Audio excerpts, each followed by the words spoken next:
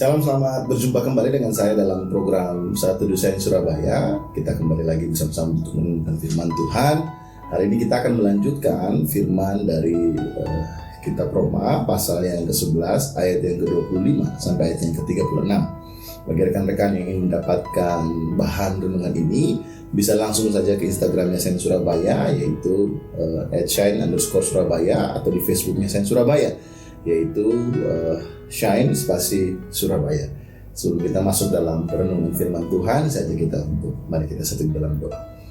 Bapa, kami bersyukur Tuhan untuk anugerah yang indah dalam kehidupan kami, sehingga hari ini kami boleh merenungkan firman bersama-sama. Kiranya Roh Kudus bekerja di tengah-tengah kami, menjamah hati kami, memberikan pengertian bagi kami, sehingga firman Tuhan ini bisa menjadi makanan rohani kami, petunjuk dalam hidup kami untuk kami melangkah di dalam hari ini Tuhan. Terima kasih Bapa, hamba-Mu yang akan menyampaikan kebenaran firman-Mu. Tuhan juga pakai urapi sebagai alat-Mu untuk menyatakan isi hati Tuhan bagi kami semua. Terima kasih Bapa, di dalam nama Tuhan Yesus, haleluya, amin. Hari ini kita akan merenungkan firman dengan tema alangkah dalamnya, yang terambil dari Roma pasal 11 ayat yang ke-25 sampai ayat yang 36. Saya ajak kita untuk buka Alkitab kita dan izinkan saya untuk membacakan firman ini buat kita semua. Penyelamatan Israel, Roma pasal 11 ayat 25 sampai ayat yang ke-36. Sebab saudara-saudara, supaya kamu jangan menganggap dirimu pandai, aku mau agar kamu mengetahui rahasia ini. Sebagian dari Israel telah menjadi tegar sampai jumlah yang penuh dari bangsa-bangsa lain masuk. Dengan jalan demikian, seluruh Israel akan diselamatkan seperti ada tertulis. Dari Sion akan datang penebus. Ia akan menyingkirkan segala kefasikan daripada Yakub. Dan inilah perjanjianku dengan mereka. Apabila aku menghapuskan dosa mereka, mengenai Injil mereka adalah seteru Allah oleh karena kamu. Tetapi mengenai pilihan mereka adalah kekasih Allah oleh karena nenek moyang. Sebab Allah tidak menyesali kasih karunia dan panggilannya. Sebab sama seperti kamu dahulu tidak taat kepada Allah, tetapi sekarang beroleh kemurahan oleh ketidaktaatan mereka. Demikian juga mereka sekarang tidak taat, supaya oleh kemurahan yang telah kamu peroleh, mereka juga akan beroleh kemurahan. Sebab Allah telah mengurung semua orang dalam ketidaktaatan, supaya ia dapat menunjukkan kemurahannya atas mereka semua. Oh, alangkah dalamnya kekayaan, hikmat, dan pengetahuan Allah. Sungguh tak terselidiki keputusan-keputusannya, dan sungguh tak terselami jalan-jalannya. Sebab siapakah yang mengetahui pikiran Tuhan? Atau siapakah yang pernah menjadi penasehatnya?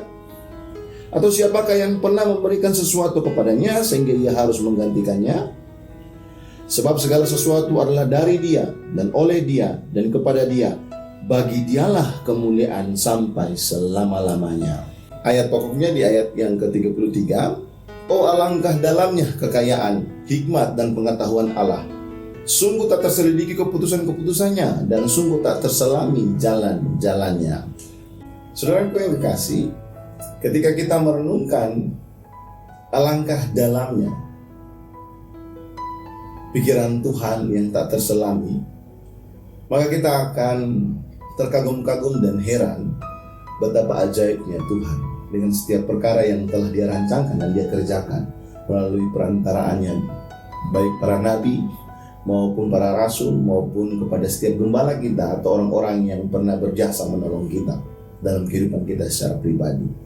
Saya ingin bertanya satu pertanyaan yang sangat sederhana bagi kita semua untuk sama-sama merenungkan. Kira-kira kapan terakhir kali Anda memuji Tuhan dari hati yang penuh dengan ketakjuban kepadanya? Setiap hari Minggu kita melakukan ibadah dengan pujian dan penyembahan. Tapi kapan terakhir secara jujur kita menjawab dalam hati kita masing-masing, terakhir kali kita menyembah Tuhan dengan hati yang penuh dengan ketakjuban terhadapnya? Ketika kita merenungkan pasal 11 ayat 25 sampai ayat yang ke-36 ini, maka kita akan melihat, semakin merenungkan tentang karya keselamatan Allah, kita akan melihat bahwa Paulus begitu takjub dan tercengang terhadap apa yang Tuhan kerjakan.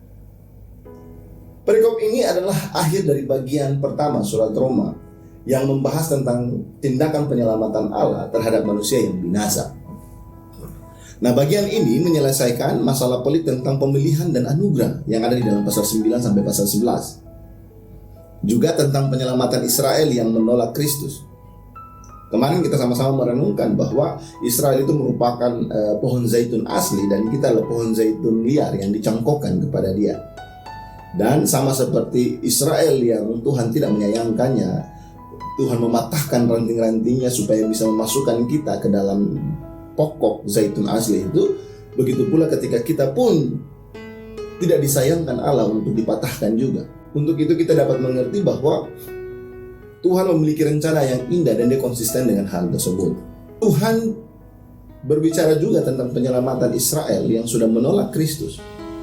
Jadi kita merenungkan tentang karya keselamatan Allah, kita pun akan takjub dengan hal tersebut. Sebab apa yang Tuhan kerjakan, baik apa yang sudah, yang sedang, dan yang akan dikerjakan oleh Allah dalam karya keselamatannya bagi manusia, sungguh di luar dari pikiran manusia.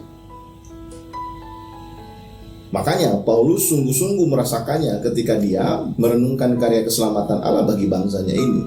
Sekurang-kurangnya itu ada 3 pokok penting yang Paulus sampaikan dalam penjabarannya. Yang pertama adalah ketika dia berbicara tentang kekerasan hati bangsa Israel yang menyebabkan bangsa-bangsa lain bisa masuk ke dalam karya penyelamatan itu, mengalami pilihan dan anugerah Allah juga. Yang kedua, walaupun Israel sebagai seteru Kristus, mereka tidak menerima Kristus, mereka menolak Kristus, Allah tidak pernah meninggalkan mereka. Allah tetap setia kepada mereka, sehingga Tuhan menjanjikan bahwa Tuhan akan tetap memperhitungkan mereka sebagai kekasihnya. Kita dapat menemukan itu di ayat yang ke-28. Mengenai Injil, mereka adalah seteru Allah oleh karena kamu.